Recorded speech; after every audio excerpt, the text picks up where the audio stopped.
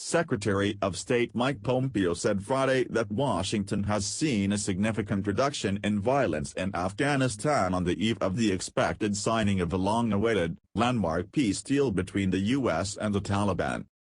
Mr. Pompeo's guarded confidence came during a House Foreign Affairs Committee hearing on Iran as Washington closely watches for any sign of violence from the Taliban amid a week-long ceasefire that must be held for the deal to be formalized on Saturday. "We've seen just these last 6 days a significant reduction in violence in Afghanistan," Mr. Pompeo said.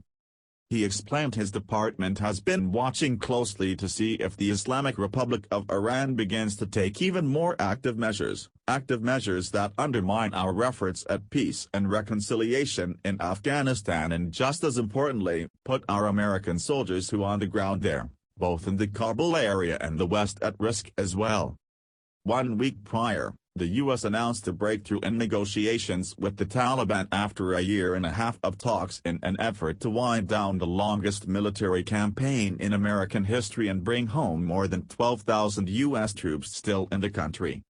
The crux of the deal centers on the Taliban's willingness to work with the U.S.-backed Kabul government to purge the Islamic State, Al-Qaeda and other international terrorist groups that have found sanctuary in Afghanistan.